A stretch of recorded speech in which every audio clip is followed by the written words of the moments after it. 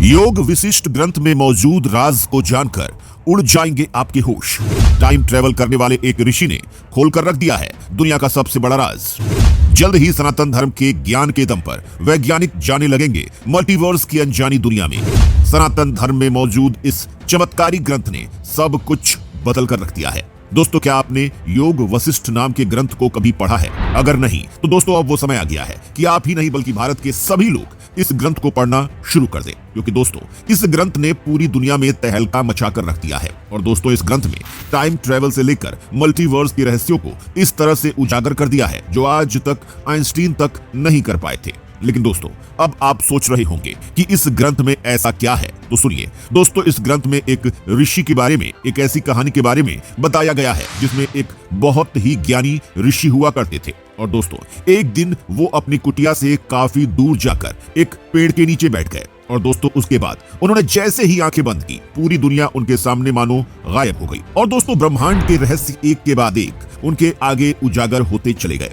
दोस्तों सबसे पहली चीज तो ऋषि को ये पता चली कि समय किसी सीधी रेखा के जैसे नहीं है, कि जहां हम मौजूद हैं वो वर्तमान है, जो पीछे हो चुका है वो भूत का है और आने वाला समय भविष्य काल का है। बल्कि दोस्तों ऋषि को पता चला कि समय एक तालाब के जैसे है। जी हाँ दोस्तों, एक ऐसा तालाब जिसमें लहरें ब्रह्मांड के रूप में प्रकट हो रही हैं। और दोस्तों ये लहरें एक दूसरे से जब टकराती हैं तो अलग अलग ब्रह्मांडों का जन्म होता है। जी हाँ दोस्तों, आप बिल्कुल सही समझ रहे हैं। हमारा इशारा मल्टीवर्स और पैरेलल यूनिवर्स की तरफ है। साथ ही दोस्तों इन ऋषि ने यह भी देखा कि उनकी आंखों के सामने असंख्य प्राणियों का जन्म हुआ और जो खुशी में खुश होते हैं और दुख में दुखी। साथ ही दोस्तों ऋषि ने देखा कि कैसे इन ब्रह्मांड में प्रकृति का जन्म हुआ और प्रकृति से फिर बाकी जीवन का उदय हुआ। और दोस्तों जिसके बाद दुनिया में मानव सभ्यताएं आई और फिर धीरे धीरे कैसे मानव सभ्यताओं में ध्यान और ज्ञान का विकास हुआ। साथ ही दोस्तों ऋषि ने यह भी देखा कि कुछ समय के बाद कैसे ये मानव सभ्यताएं तबाह हो गई। और दोस्तों उसके कुछ देर बाद फिर से इन दुनिया में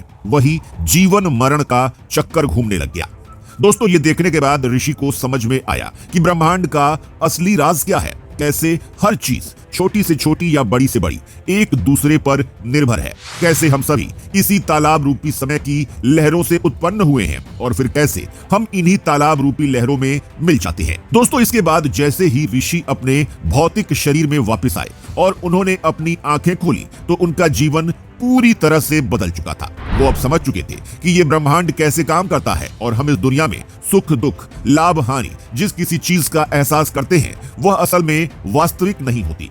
ऋषि यह भी जान गए कि कैसे एक के ऊपर एक अनगिनत दुनियाएं मौजूद हैं और जहां एक आदमी के अनगिनत स्वरूप मौजूद हैं। जी हाँ दोस्तों, ठीक वैसे ही जैसा मल्टीवर्स का कॉन्सेप्ट वैज्ञानिक बताते हैं। लेकिन दोस्तों सोचने की बात यह है कि जिस योग वशिष्ठ ग्रंथ से मैंने आपको ये महान कहानी सुनाई वो आज से हजारों साल पहले का है, जबकि समय एक सीधी रेखा में नहीं चलता। ये बात आधुनिक युग में वैज्ञानिकों को 100 साल पहले ही पता चली है। दोस्तों अब आप इसका अंदाजा लगा सकते हैं कि हमारा सनातन धर्म कितना ज्यादा महान है और जिसमें ऐसे ऐसे राज छिपे हुए हैं जिनका मुकाबला दुनिया का कोई भी आधुनिक वैज्ञानिक नहीं कर सकता।